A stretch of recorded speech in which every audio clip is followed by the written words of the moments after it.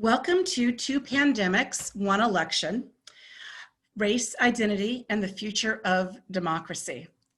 My name is Adrienne Davis. I am Vice Provost at Washington University, and I am also the William N. Beckley Professor of Law and the founding director of our Center for the Study of Race, Ethnicity, and Equity, which we call CRE2.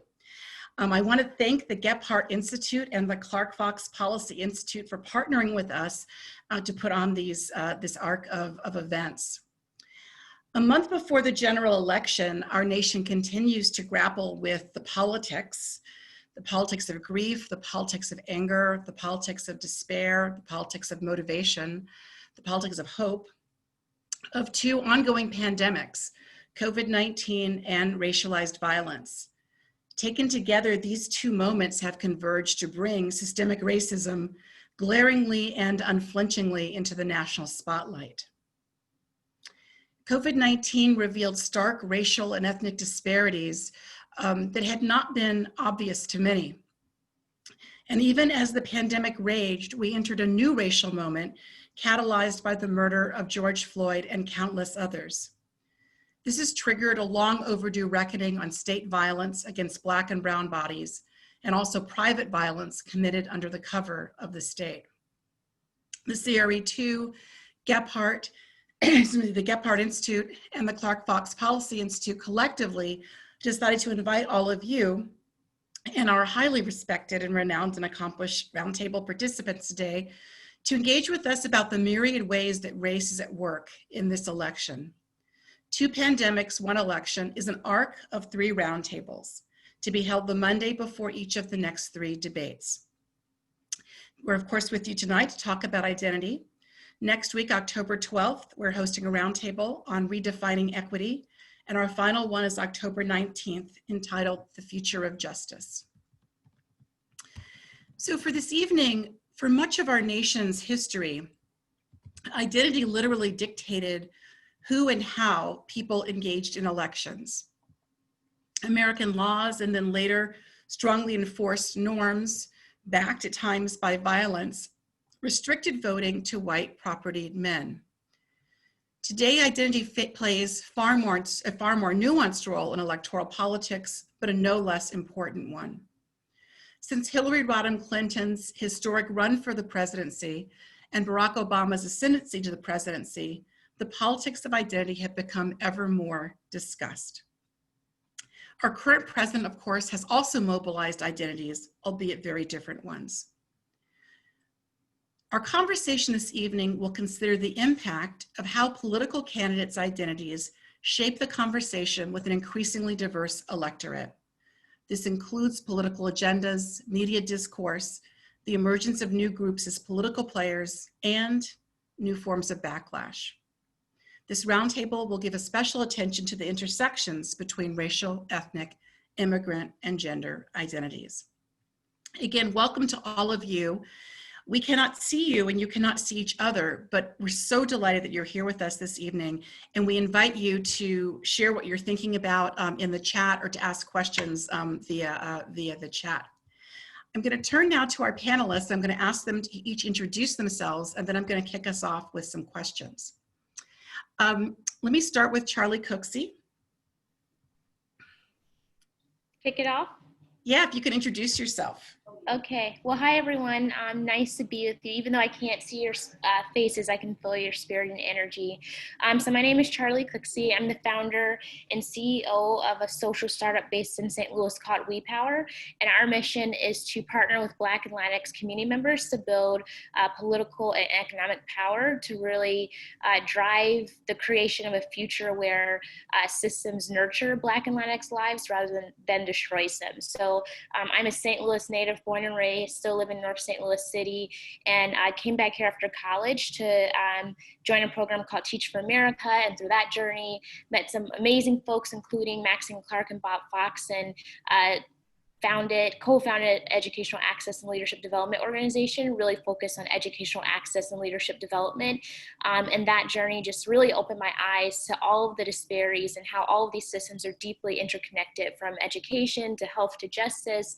And that led me to really think about what's the relationship between systems, power, and identity. And then was able to have the great fortune of going on to serve as the interim executive director of another social startup called Forward Through Ferguson, focused on advancing racial equity across the region. And then I was able to come here to We Power about 2 years ago, and we've been on the ground, really not on the ground, we're building the plane while flying it. So we're ascending with some turbulence, but it's a beautiful journey in the midst of voter education engagement right now as we get closer to November 3rd. So thanks for having me today. Thank you so much for joining us. Sayu Bhojwani. Hi, everybody. It's great to be here. And I, like Adrienne and others, can't see you, but I know that there's great energy from old friends and new ones. And what despite a difficult year that we're having, it's so nice to be able to do things like this at the drop of a hat without having to take a flight. So there are some silver linings. I'm Sayu Bhojwani. I'm founder and president of an organization called New American Leaders. I'm based in New York, but we work nationally. Our organization seeks to empower first and second generation Americans to run, win, and lead. And what that means is that we're supporting immigrants at all points in the political pipeline, helping to recruit and train them, supporting them through our C4 political arm when they are running, and then ensuring that after they're in office, we're creating a supportive infrastructure and community around them. So, like I often say, we don't want to lose people to the system or from the system.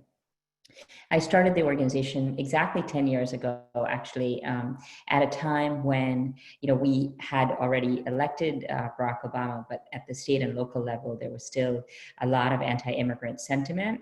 And I wanted to ensure that people like me, people like us, could be in positions of policymaking influence to shape the environment that immigrants were experiencing in their cities and states, but also to build a pipeline of to Congress so that we could have a Congress that looks and works very differently from the way that it does now. So we've trained hundreds of people to run. We have over 100 alumni on the ballot this year.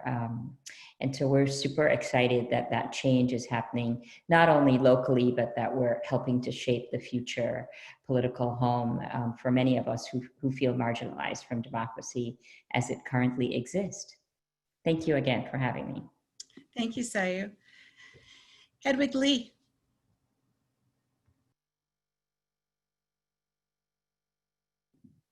Hi, I'm Hedy Lee. I'm a professor of sociology at Washington University in St. Louis.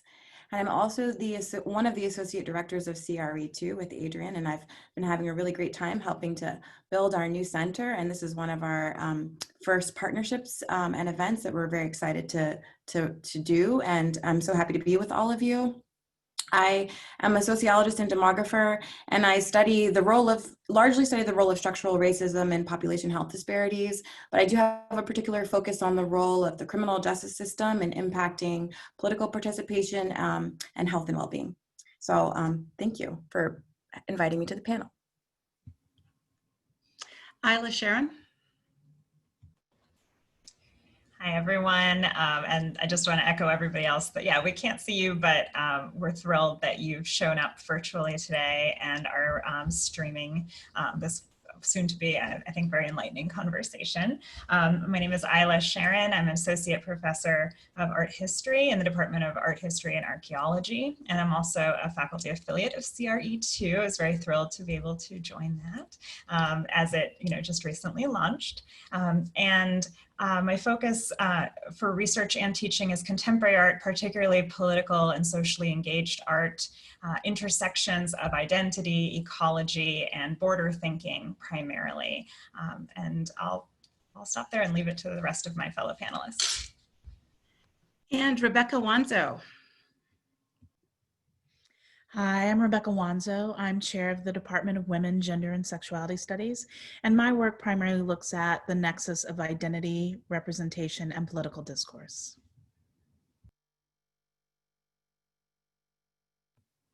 Well, let's get it started. Let's get it kicked off. Why should we be paying attention to identity in this election?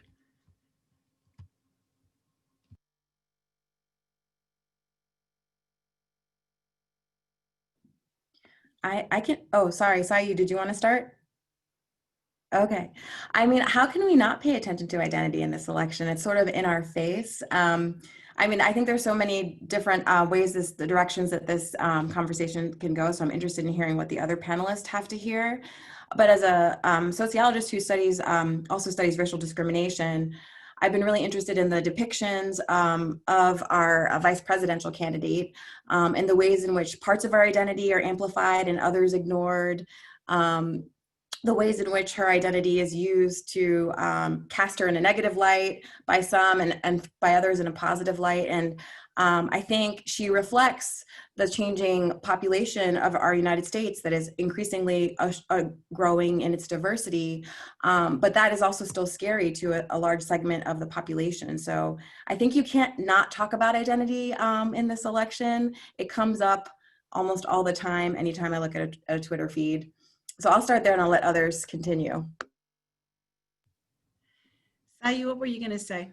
Well, I was going to say that to me, this election in many ways is about identity, right? It's about the identity of our country as it has been, as it is now, and as it could be. And that, that we often, I mean, you all know this, but I think I get asked this question about, you know, are we not perpetuating identity politics in the context of our work?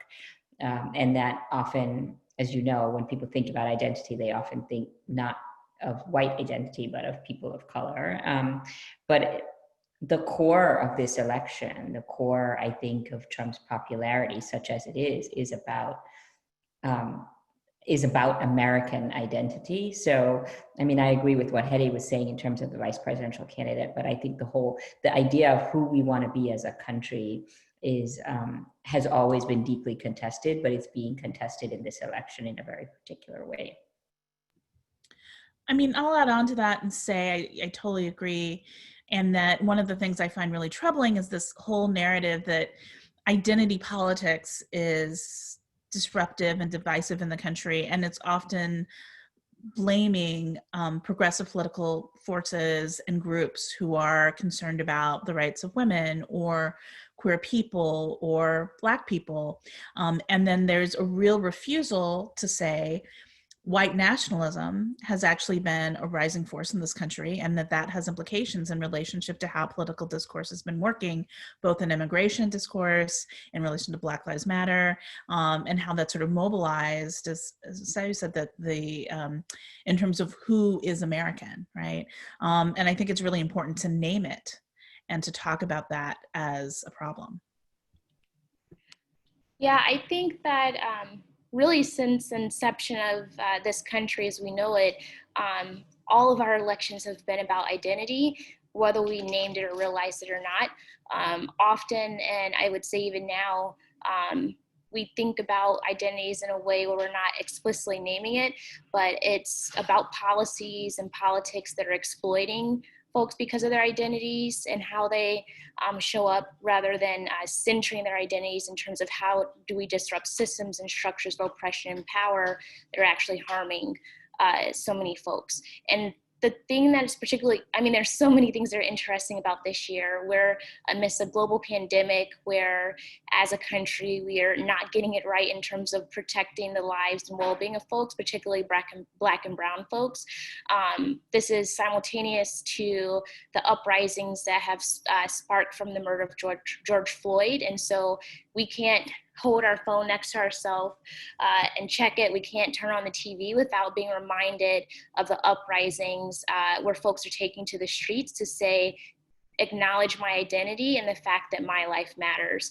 And then also when we look at the statistics of our country, this is actually the first year where folks under the age of 18, the majority of them are actually non-white. And so we see all these shifts that are just very clear and loud in our face that are, to me, making us reckon with the reality that identity has always mattered, and now it's something we can't ignore, and it's something that folks are being held accountable for in terms of how do we no longer and how do we disrupt the exploitation of some folks because they have a certain identity in ways that benefit often folks who are running for elected office or representing what is now no longer the majority in this country. Yeah, and I want to echo a lot of these thoughts because they are, again, incredibly pertinent. And one of the tensions that I've been thinking of in sort of my own rumination on this question is the tension between wanting to see oneself as an individual, a unique individual with an identity that is multifaceted, intersectional, durational, and unfixed, and then being lumped into larger groups, especially groups that are being defined by people on the outside. And that is, and it plays into, I had a wonderful conversation this weekend with a grad student, and we were discussing how this plays into the range of media that are being offered to us, the Netflix algorithm or your Facebook feed. You think that you're receiving tailored to your specific interests, but it's actually defined by groupthink in this sort of broad identity-based way. And so even if you choose to get away from identity and say, this doesn't define me as a voter or as a person, still the array of choices that are being presented to you are reflecting that, whether you choose to engage or not. Thank you all. So let's talk about Kamala Harris. A lot of attention is being paid to her historic run for vice president. So can you speak to how her being an Indian American woman, a Black woman, and the daughter of immigrants might matter, and whether it should matter?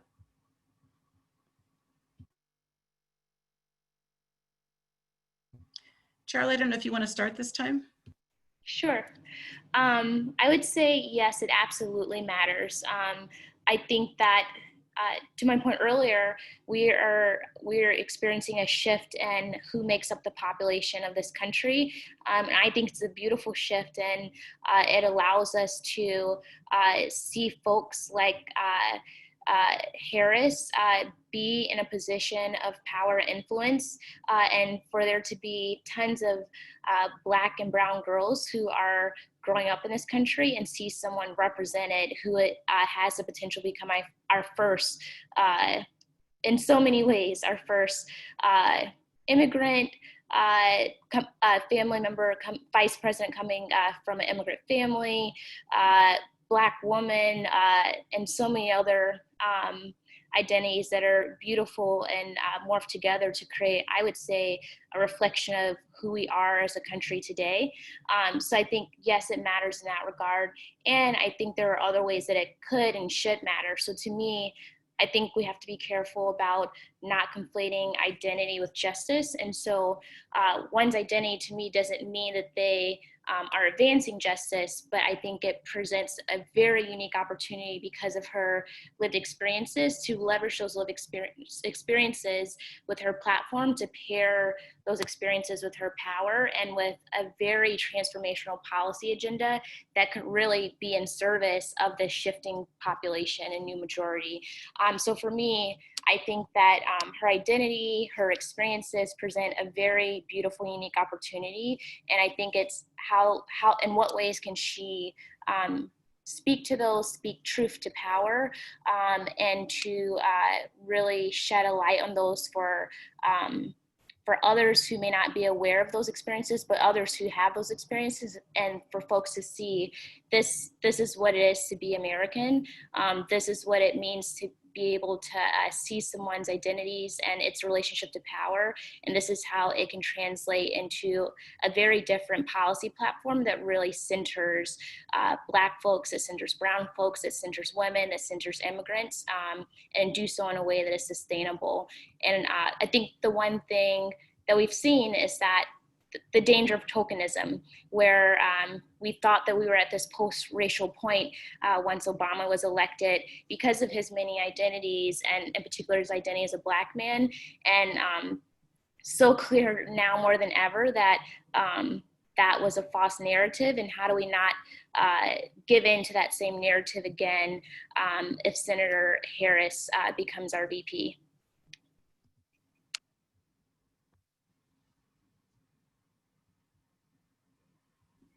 I mean, the only thing I would add to what Charlie so beautifully stated is that there is a responsibility that we have to see this as an opening rather than the end, right? Like that her being on the ticket, her being elected, opens up possibilities for conversation for so many Black and brown girls. But that I think that I will venture to say, because we talked about Obama briefly, that I think many of us sort of took our foot off the gas when he was president, right? And are seeing what the repercussions of that are. The deportation machine that didn't start with him, but that was definitely strengthened under him is one example. And so I feel like we are excited about having her on the ticket for all of the things that Charlie described, but that the onus is really on us to keep that conversation moving so that we can in fact ensure that we're also advancing justice as we're advancing representation. I mean, I would say I was really struck by, or I should say surprised by some of the narratives of authenticity that were really rising up when Harris was put on the ticket. That, I mean, from all kinds of political perspectives, people were saying, she's Black, she's not Black. She's Indian, but she's not Indian. I mean, so you have clearly lots of evidence of ways in which people are trying to mobilize discourse of authenticity to say that she was either legitimate or illegitimate, that birtherism made an appearance again, that people were making claims about Black authenticity that I also think was very gendered in relationship to, say, her husband or her history.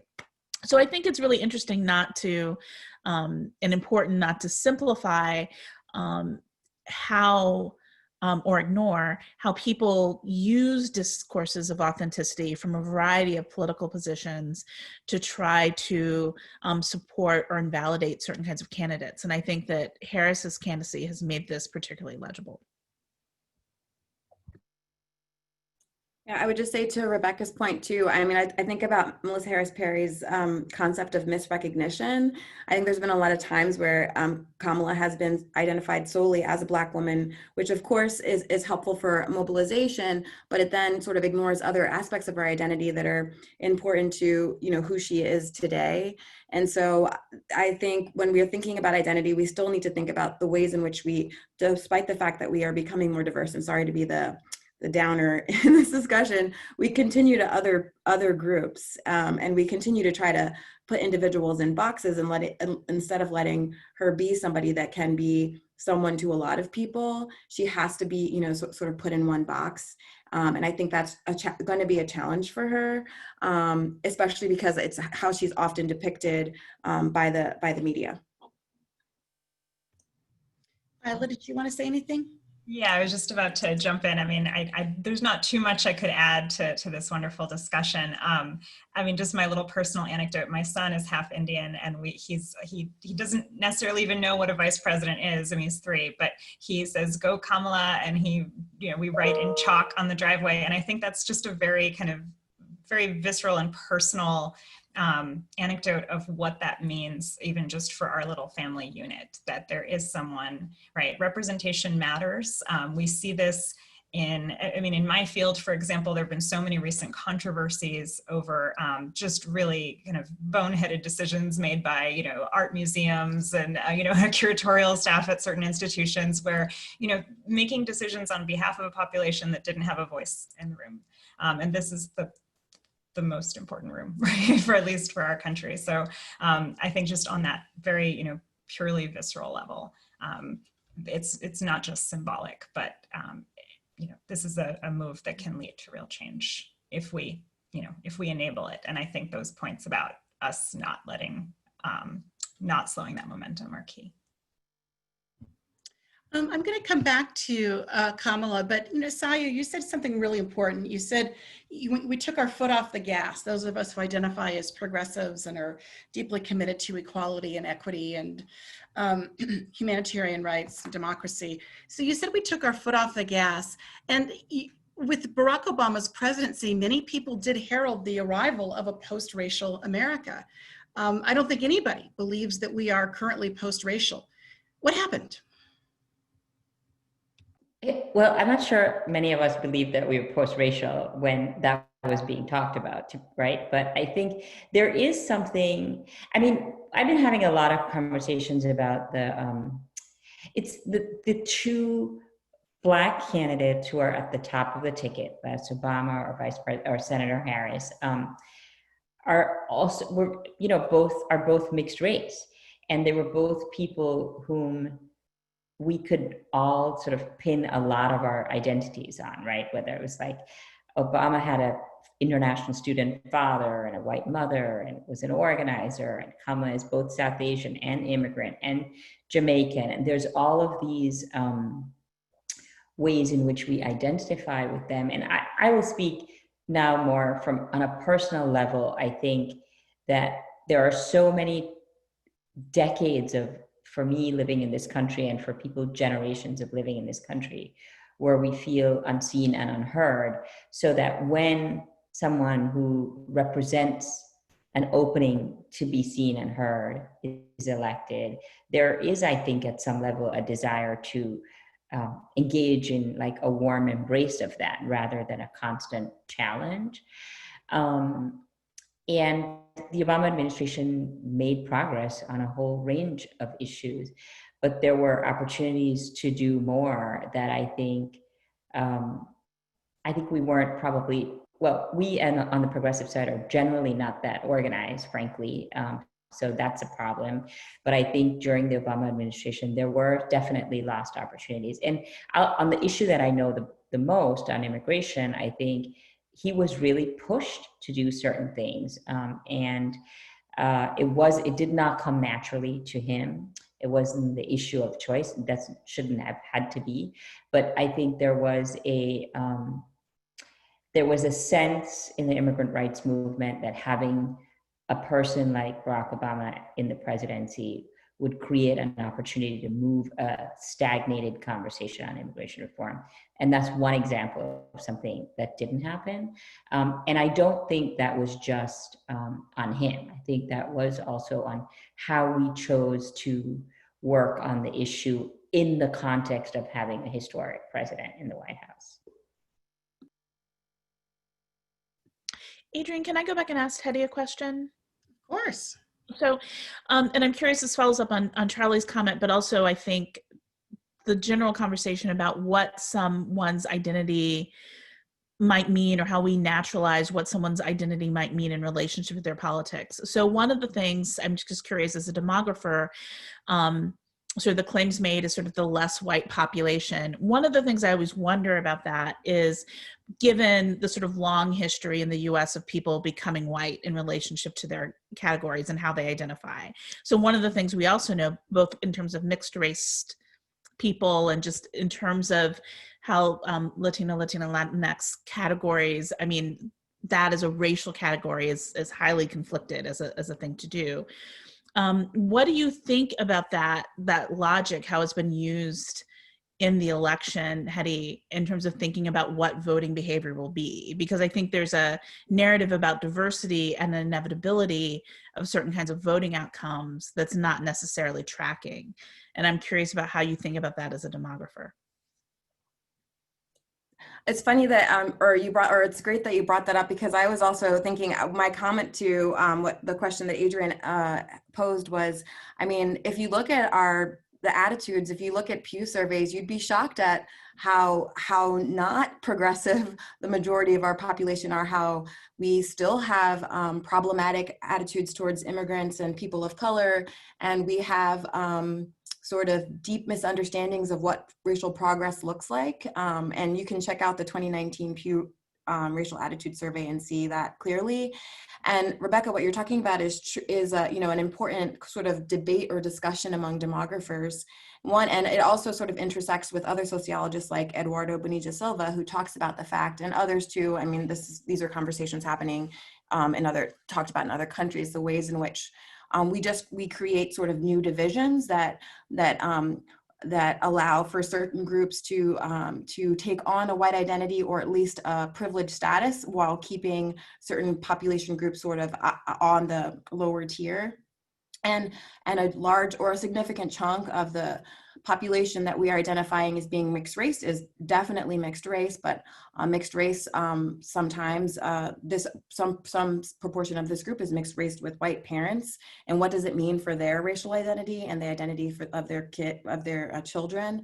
And demographic research sort of plays out in the way that you say. There's ways in which people's racial identities change over time across generations, especially for these mixed race groups, and attitudes don't comport in the way that you would think. So just because somebody has a Latinx identity does not necessarily mean that their attitudes might align with those of other Black and Brown folk. So I think what you're saying is true, and sort of the research bears that out. And there's also sort of a debate in demography of there was some concern, and you can read papers about this, how demographers got a little bit upset about this statistic coming out, because while it's true, it's not recognizing sort of the complexities you're talking about too, about what does it mean to be mixed race, how are these individuals identifying for themselves, is also a question, right? Because a lot of these are children who are being identified by their parents, so we don't really know how they're going to identify as adults, for example. Okay, I'll be quiet because I'm geeking out on the demography. Do other people have thoughts about either about what Rebecca asked Hedy, or other things that we were just talking about? Well, I think in sort of in response to what you posed, Adrienne, and this whole idea of post-racial, there's an illustrator who creates the most beautiful just images that are really speaking to the moment that we're in this year. And one of them says, well, it's a beautiful illustration of folks who have many identities, from folks who are disabled to folks who are Islamic to folks who present as brown and Black and trans. And it says, organize, vote, then organize. And I think that that speaks to what was being said earlier, like the way that we think about elections, I think is so dangerous. The work that we do in organizing and building power is generational work, and it doesn't have a starting point, and it doesn't have an ending point, and we often tend to center all of our energy and all of our hopes into an election and mainly in elections that happen every 4 years, when really, one, all politics are local, and two, the journey of organizing is a very long-term work, which also requires a shift in hearts and mindsets. And so I think sometimes we have all these ideas and thoughts, and we pontificate on the implications of voting for this candidate versus that candidate, and then November 3rd hits, and then we move back to life, and really the work begins, or the work really is before and after November 3rd. And so I think there's an opportunity for us to be more reflective around how do we invest in the work that is being led by all of the women on this call, and how do we operate in a way that fosters more conversation and dialogue. And I think one of the things that to me speaks to the power of shifting mental models was a study, I think in LA, where there was deep canvassing, where you basically, instead of knocking on a door and saying vote for this candidate and then going to the next door, there was deep listening and conversations with folks about trans folks. And through that deep canvassing effort, it shifted folks' mindsets and beliefs towards being more favorable towards trans folks, and it impacted the outcome at a systemic level. And so I think there are conversations that can be had, and there's organizing that can and needs to be done that to me is much bigger than an election. And we start to think about things in terms of generational work, I think we'll start to see how elections are a lever for change, but not the single point of change, and understand that Kamala, understand that former President Obama are critical pieces of this work, but it's us doing that work in solidarity with them, which solidarity means accountability. Sometimes it means partnership, and sometimes it means something that we don't know because we haven't created the world that needs to be true for our children.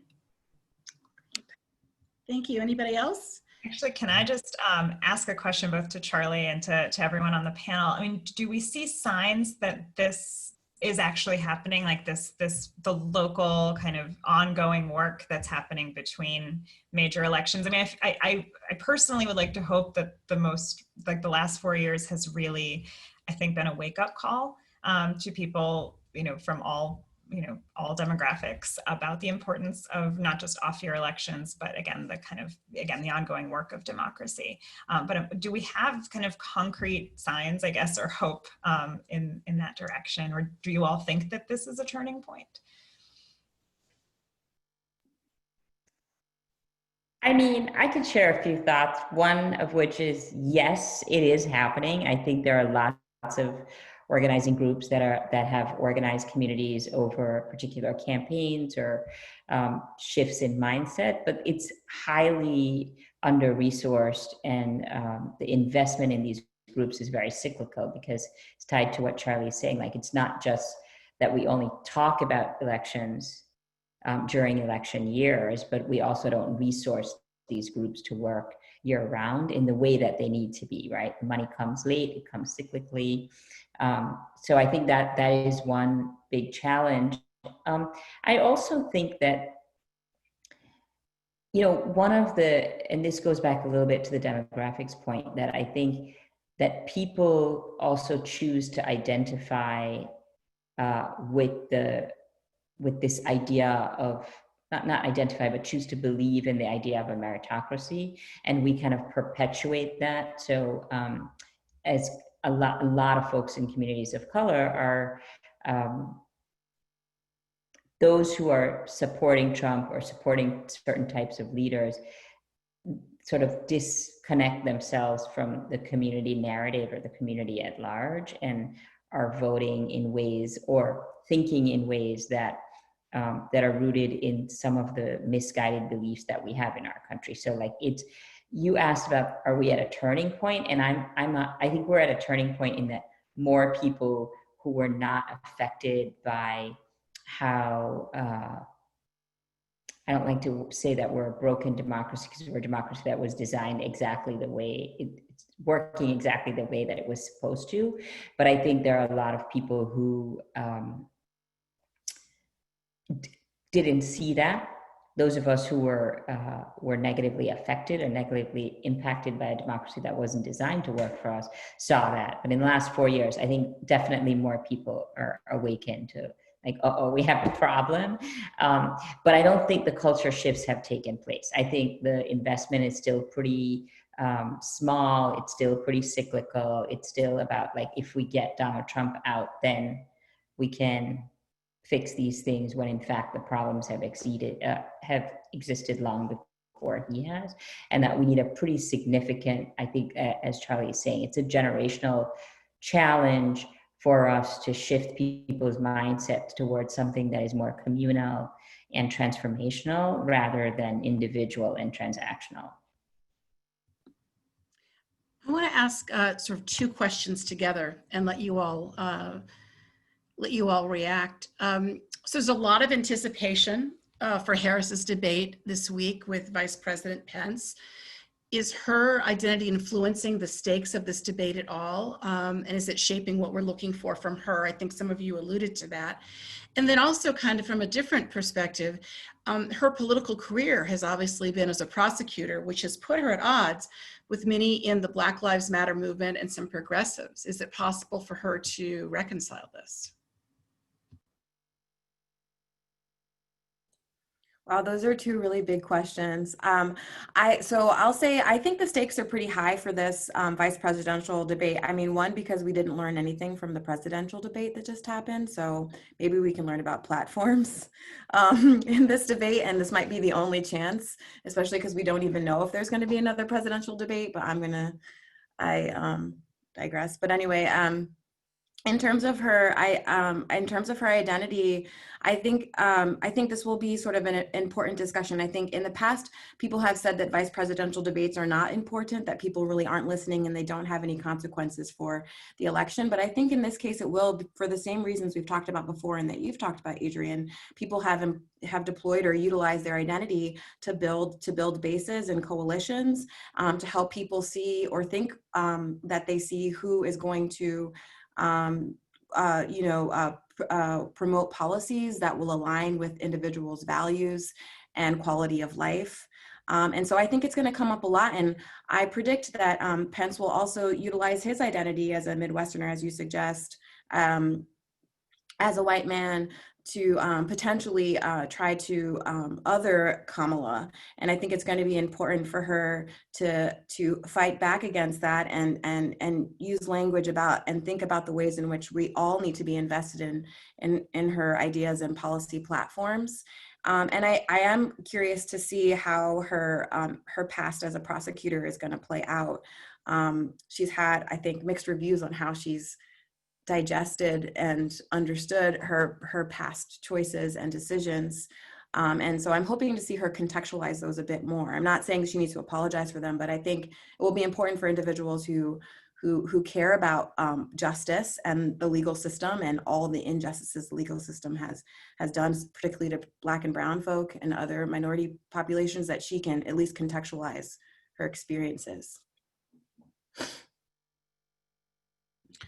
I mean, I'd say I'm always interested in the representational catch-22s that people of color can experience when they're in the public sphere. And here with Kamala Harris, we obviously have the challenge of misogynoir, that Moya Bailey's term, that was immediately apparent with the announcement that she would be on the VP ticket. I think that there is a risk that people will read her as cold, so she's supposed to show herself as warm, and we've seen this in certain kinds of performances. She's got a lot of attention for her sort of gunner-like ability in going after some people in relationship to when she's in the Senate, and how she can question people, but she can be punished for that as seeming too harsh and again cold and angry, right? She has to appear approachable, but there are also certain kinds of affective things that people will be looking for. And that I think that there are ways that there's a kind of impossibility about her performance or representation, that no matter what she does, there'll be some criticism. So I'm always interested in the kind of the discursive aftermath of these debates. And so we should keep an eye out on the kind of language people use to talk about how she performed and how she succeeded or failed. In relationship to her being a prosecutor, I think that she can obviously have policies that are speaking to various spaces. It just sort of depends on where they're clearly sort of deciding that they need to put their energies. I mean, it seems fairly clear that the Biden-Harris ticket has been less to fund the police and more let's give them more resources to sort of deal with bad apples kind of issues. So that is sort of where they've come down as sort of a more centrist platform in relation to that issue, which I think speaks to her history as a prosecutor, even though she has also spoken out about police brutality at various points over the last few months. But I think it's a history that it will be very hard for her to ever get away from, not just because she was a prosecutor in general, but certain aspects of her history as a prosecutor. But anyone, of course, can come to a different position. I mean, I think Elizabeth Warren, for example, really worked hard to say that she had converted from a particular point of view and become a new candidate. So it's possible, but Harris has to ride a lot of really fine lines and overcome a lot of biases that people have about how they read someone like her.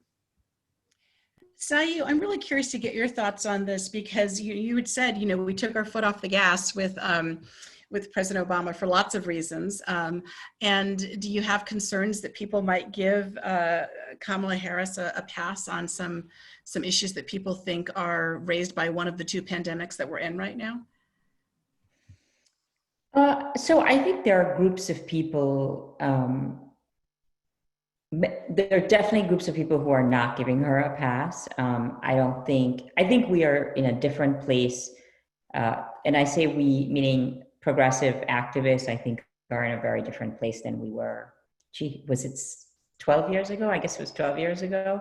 I think that there are, I see it in our nonprofit sector. I see it in the foundation sector. There's an awareness and not enough, but steps towards addressing issues of racial equity and police abuse that we have not seen, at least in my time in the United States. So I don't think people are going to give her a pass. The question of what can happen now, if they are to be elected, is another question. But I think people are going to be much more vigilant about holding them accountable. I also think that a lot of this change is going to occur at the local and state level, frankly. So I just want to emphasize the value. This is an important conversation because we need to change who is in the White House. But I think that most progressives would say that notwithstanding the historic nature of Senator Harris on the ticket, that we are seeing the Biden-Harris ticket as an opportunity to just, like someone said, who would you rather be trying to move the needle with or in a conversation with about moving the needle? It's going to be Biden and Harris. I don't think anybody is sitting here expecting a sea change in the way that progressive politics works, frankly. And that's not, I'm not trying to be pessimistic. I'm just being very realistic that we need to have a lot more voices in the Senate and the House and at the local and state level to get the kind of change that we want. So that's a very long answer, but the short answer is I don't think that people are going to give her a pass. And also, by the way, I just want to say that she's going to have a harder time of it simply because she's a woman. There is also that reality. Charli, I really am dying to hear your thoughts on this. Yeah, I think I appreciated everyone's reflections. So many thoughts. I think that there is, so I'll start with the piece around her history as a prosecutor and its tension with the Black Lives Matter movement. I think that there's always space and opportunity for reconciliation. And I think that reconciliation emerges through relationship. And so I think part of the opportunity for her is to build relationships, authentic. Can you hear me? Okay, authentic and deep relationships with coalitions and with leaders and with movements that are perhaps advancing a policy and political agenda that may be divergent from the ones that she has advanced to date. And so I think there are ways that she can pivot at any moment to do that. And we have to be realistic and strategic in this moment, knowing that the election is 30 days out. And I think that Biden definitely set a certain tone in last week's presidential election, our debate. And I think what is unique this year in this election is the circumstances of the pandemic, the heightened racial tensions, the uprising, and what is unique is also Senator Harris. I think what isn't unique, and to me what is scary, is that what I heard from Biden last year was business as usual, very centrist.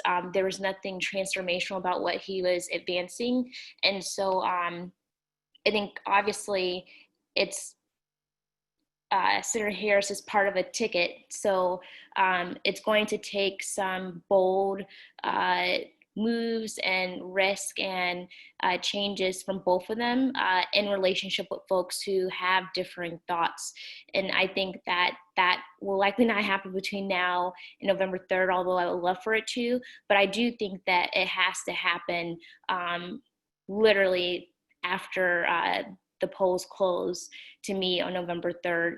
And I think that there are bold and credible and important policy agendas that are being advanced from movements across the country. So the Movement for Black Lives, they have developed and published the BRIEF Act, and it has 4 sections, and it's been signed on by 50,000, maybe even 100,000 community members across the country now. And it is what has been demanded from community. And so I think there are ways that Senator Harris and Biden could think about in what ways are they making sure that their policy agenda is amplifying the work that is happening on the ground. And how do they move away from playing it safe? Because we know that playing it safe has not gotten us the outcomes that we need to get in ways that are protecting and supporting the lives of all of the folks who are living here in the United States. Anyone else? No? Okay, I'm going to ask, I think one more question. Okay, I'm gonna put out 2 questions, and you all can answer whichever question that you would like. And Hedy, I think it was you who alluded to this. You know, we often talk about identity in terms of racial and ethnic minorities, but how do we anticipate that Vice President Pence might deploy his own identities as a Midwesterner, as a heterosexual white man, as a Christian in this debate? And is Vice President Pence under additional pressure because of how President Trump engages identity? And the other thing I'm just going to toss out there in case you all want to respond to it is what you make of some of the current executive orders that are coming out against critical race theory, against training around gender and racial equity in workplaces and governmental agencies. Is this something that we can understand apart from identity? And then we'll turn to the chat, and I've got a couple questions here that have come in from folks that I will ask you all. I mean, I guess I would just say, I think one of the problems with the use of deploying one's identity is that it assumes that that these identities are static, not dynamic, and not heterogeneous, right? So that there's only one way to be a white heterosexual male Christian is a really problematic assumption that probably leaves out a lot of individuals and ideas about how the world should work, what justice looks like, similar to the ways in which we do that when we stereotype other racial ethnic groups. So I would not be surprised if Pence deploys his identities to speak to a group that I think is probably a lot more diverse than he might think, or than his political strategists might think. And I think there's somebody in the chat who was even mentioning this, that you know, former friends who identify as Republican and Christian are seeing the Democratic Party representing their Christian views better. So I think this is sort of important to think about. And I think it's unfortunate that that critical race theory is being treated as problematic, because I think critical race theory is the kinds of theories that help you to understand the complexities of identity, to help you to understand that you can't understand Blackness without understanding whiteness, et cetera. So it's unfortunate that we are in a space where really important intellectual work that has, you know, grounded so much work that I do and others on this panel do is being treated as a political punching bag. And yet I think it's pretty clear it's treated as a political punching bag, because it has been, again, to return to the first thing I did talk about in relationship to white nationalism and identity, the attack on critical race theory is about and inflected by the rise of white nationalism. I think we've been seeing since the Obama administration, right? I mean, they started to track the rise in affiliation in white supremacist groups and white nationalist groups during his administration.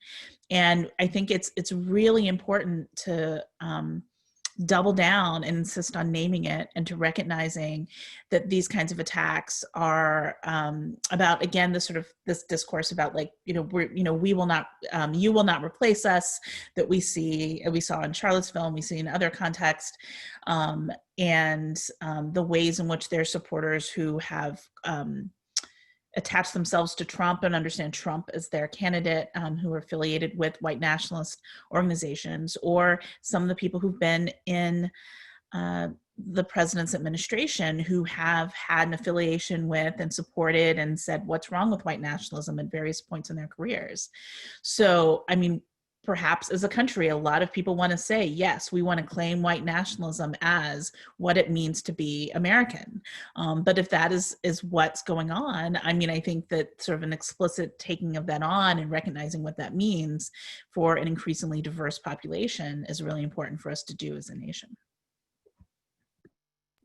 And, I'll jump in here to say that it's that, and if we could only, and I really don't mean this to be trite or flip, I think if we had a room full of people like us who could develop the counterpart strategies to anti-Blackness and racial equity in the systematic way that these folks have come up with all sorts of things, there are so many ways that we can attack these issues on the progressive side, and we just have never been able to be this organized. And so I'd love, a moment in our time where we could all get together and really evaluate everything that could possibly be done. Because a lot of these have caught us by surprise, not in their intent, that does not surprise us, but that in the kind of thoroughness of what they're going after, right? I think it just catches us by surprise, that everyday thing. On the other hand, I will also say that I talked earlier about what we had been seeing coming out of states and localities when I started the American Leaders. And so in some ways, it's no surprise, right? Like when people attack ethnic studies or English language learners, all of these things have been happening. So it goes both ways, right? Like sometimes the federal level is a laboratory for what states can experiment with, and then vice versa. Nevertheless, I don't think that we on our side have a comprehensive analysis of, unless this exists and I don't know about it, of all the things that we could dismantle within our at least our government structure, if not everything else. I'm here for that. So if anybody wants to start that working group, I'm ready to sign up. Ila, did you want to say something? That I was going to give Charlie the last word and then go to a couple questions. Yeah, let me just jump in. Just to bring it back to the debate and the specifics of Pence. As I was thinking about this, I mean, there's both the kind of the white nationalist arm of this, but then there's also I would say also quite insidious is the assumption of Pence as sort of a default identity and occupying just, again, so many, yes, almost, kind of coming in under the radar. And he has a tendency to do that.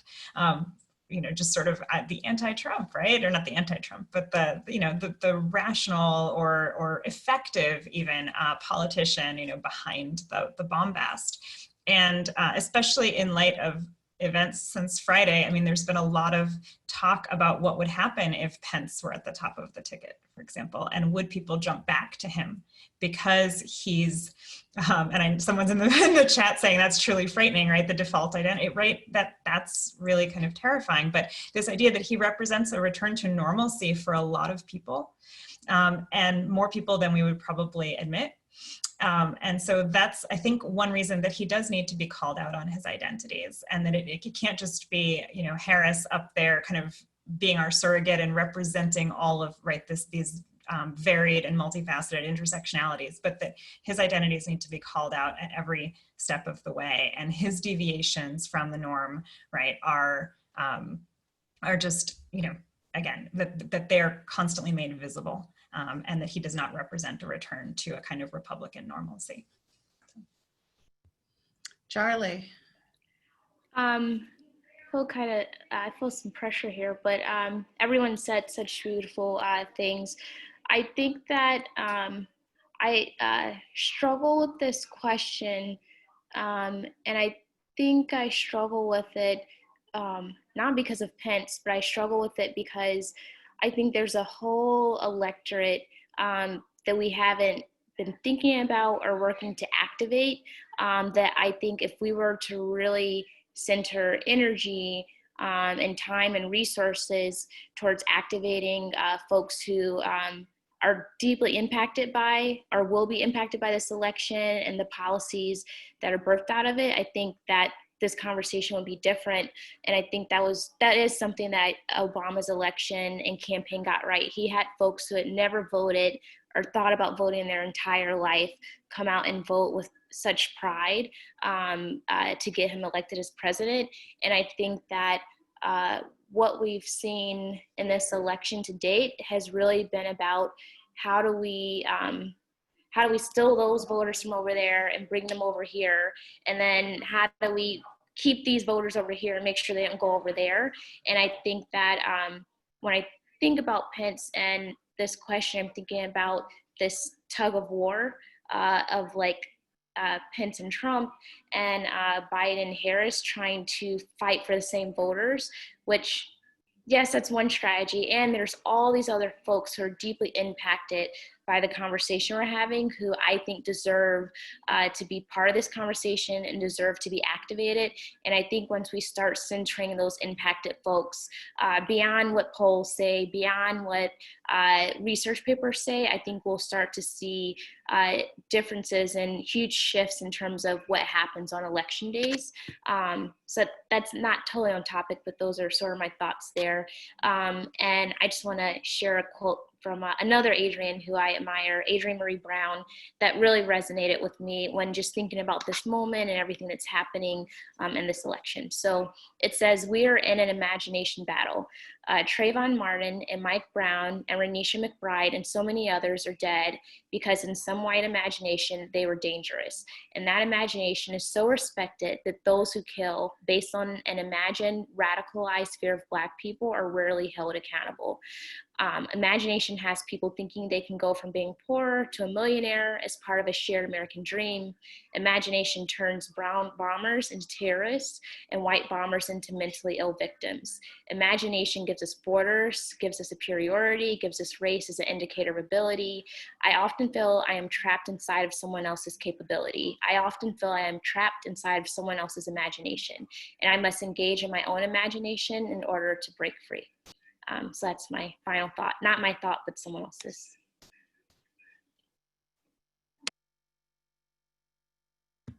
Thank you. Thank you. There was a question a couple people asked earlier on. One person said, already we're seeing, when we think about backlash against identity, and specifically against Kamala Harris. So already we're seeing how her name has been weaponized against her and against the people who that imagination imagines that she represents, Charlie.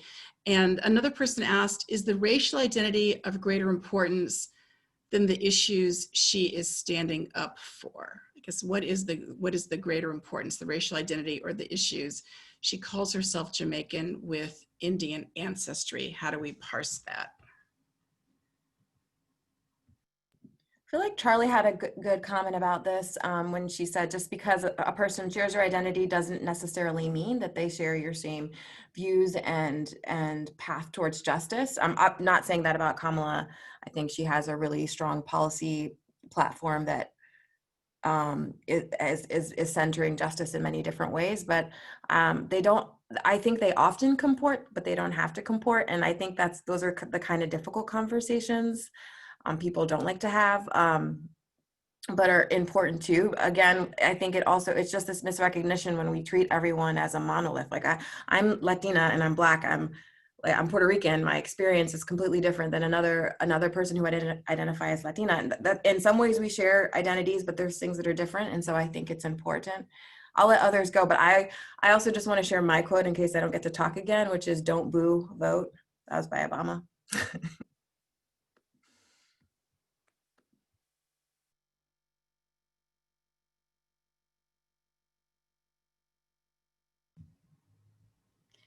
Rebecca, can you give us a 30-second definition of misogynoir? It's the negative racial scripts attached to Black womanhood and how it's deployed and mobilized. Thank you.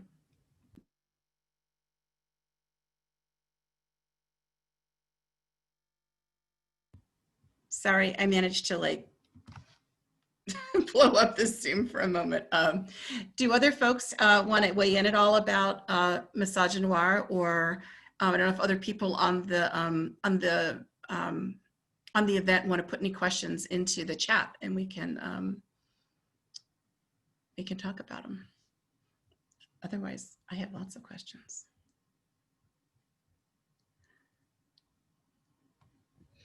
I wanted to follow up on the Pence Midwestern thing. I mean, I would say as someone who's born in the Midwest and who so deeply feels the erasure of, I think, my identity and people like me from the Midwest, right? That there's a way in which sort of the ideal American, you know, and how Pence and some other people sort of present themselves, or Main Street, that's another sort of code word, that, you know, what about the Black Midwest? What about the Latino Midwest? What about, I mean, there are these sort of Midwestern groups that then get erased from discourse that also has an impact on how we think about who the American worker is, and how we think about labor, how we think about immigration, and a variety of other issues. So I do think, again, going back to the general question of how we're thinking about identity and the election,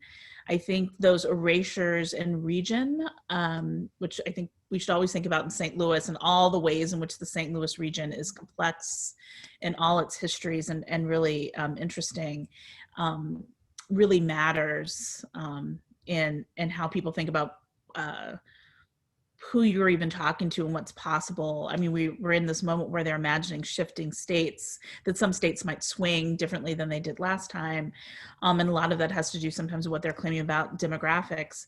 But I'm always struck, like once I moved to Missouri, I used to live in Ohio, and the election ads and pressure was intense. Like it was constant. It's like multiple calls per night and tons of people at your door and tons of commercials. And my mother stops answering the phone for a certain period right before November because there are too many calls. And in Missouri, I mean, you barely know there's a presidential election in terms of what they're doing. So, I mean, I think it just is interesting, and also to the point of what we can mobilize. To Charlie's point, like there's whole electorates that we might be able to mobilize to shift things in various locations, and it's just people just don't imagine it because they're so tied into a kind of regional imagination. I mean, one other thing I'll say that I think is quite interesting about Pence that I didn't read is that he has a deep identity as a Republican. You know, as far as I can tell, he's been a lifelong Republican, whereas the current president, no. I think he's, you know, been has been affiliated with different parties. Maybe he's been independent. I'm not sure.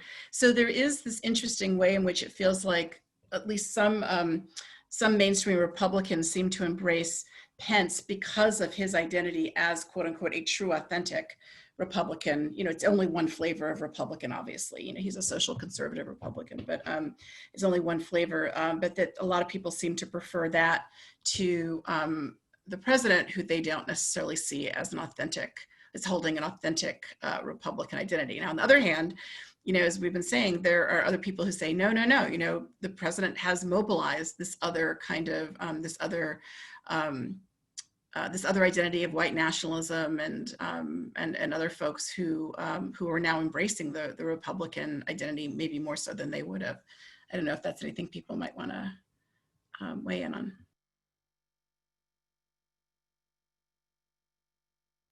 I mean, I was going to pick up a little bit on this idea of groups of the electorate who are ignored, but I'll tie it to your question point, Adrienne, that like, I think that we've talked about this a bit, like there is the danger of the single story, right? Like that for people of color, women of color, immigrants, there is a single story. But Republicans, white men get to have multiple complex identities. And I feel like even when we think about voters, there's a willingness to disaggregate the white voting population into the Rust Belt or Midwesterners or white college educated women, etc. But then we say Latinos, or if we're lucky, we talk about Asian American voters, right? I think a little bit more disaggregation occurs among Black voters, but there's a laziness and an intentional laziness that that is explicit in that, right? Like we're going to sit here and disaggregate these white voters into lots of different groups that we're going to singularly target, but let's not even bother to translate materials when we're targeting the Latino voter population. And again, with Asian Americans, there's so many different subgroups. And so I think like when we talk about this idea of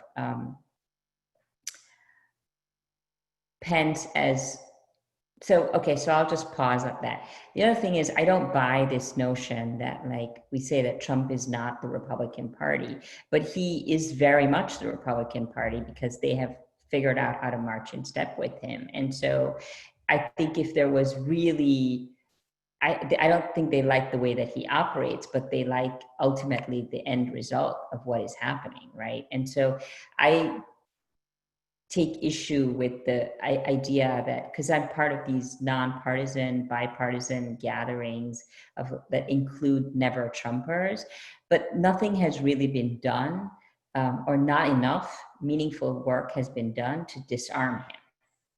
I mean, we have an election. We could have someone else on the ticket. And I appreciate that that is not easy to do, but the agenda that he is moving forward is an agenda that people have bought into. So I don't buy the whole, oh, he's not the Republican Party, because. Let me ask you this, Sayu. Do you think that mainstream Republicans like having white nationalists and white supremacists join them, though? My sense is they don't. I mean, they don't, but I don't think we're having a genuine conversation about the future of the Republican Party that acknowledges the deep flaws. Let's put it this way. There isn't a conversation about the future of the Republican Party that acknowledges that we have a changing electorate. So to your point, like if you don't want to own white nationalism, but your idea of embracing diversity is putting Black people up on the RNC platform to have them speak about X, Y, and Z so that you can feel that you're not racist. I mean, I just think it's too convenient to dismiss something on the face of it, but not actually do anything to dismantle it within the party.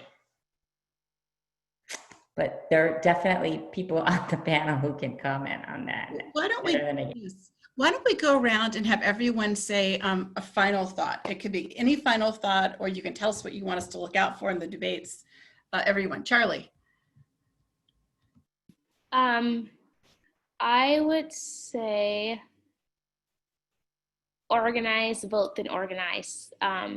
This is an opportunity for us to realize that the onus is on us.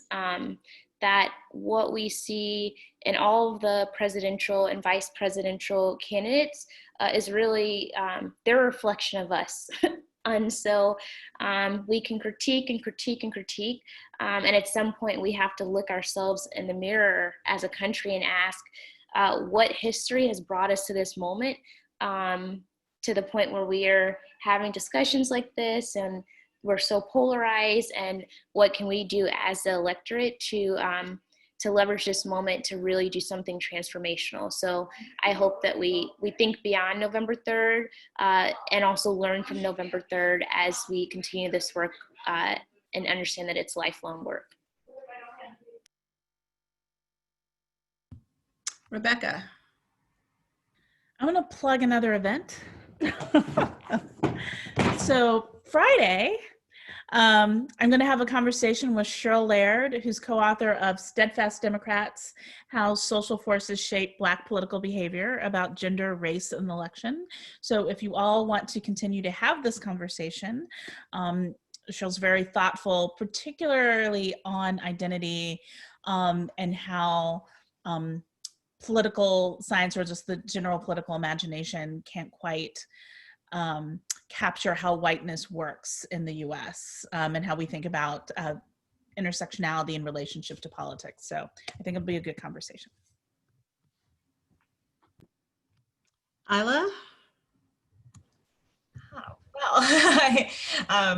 I mean, the Democratic Party started out with the most diverse and probably deepest bench of candidates in history, and we got Joe Biden. But then we have Harris too, which is, as we've all discussed, is symbolic and significant for so many reasons. But I think this is a wake-up call to many progressives, and especially to the younger generation, that more work needs to be done. That this is not necessarily a defeat, and this should not be a reason to sit out this election, but to vote and then to move forward. And again, hope to make that kind of idealized reality happen. So. Hedy, I'm going to give Sayu the last word. So Hedy?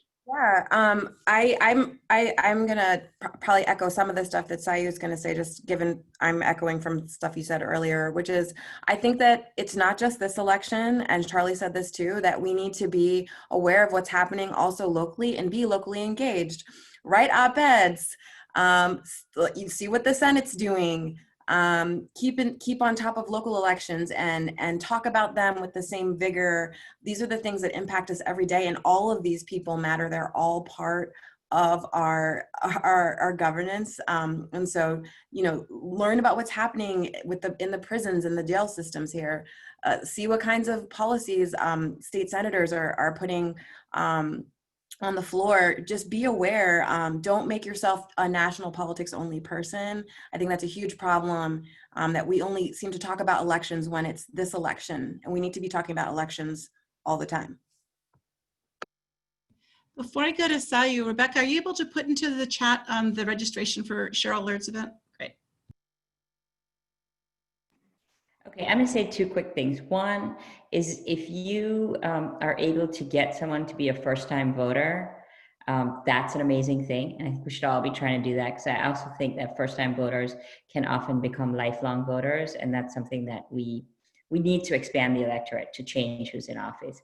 And then the other thing I will say is, yes, echoing what Hedy said, that there are plenty of Black, Indigenous, immigrant, refugee women on the ticket.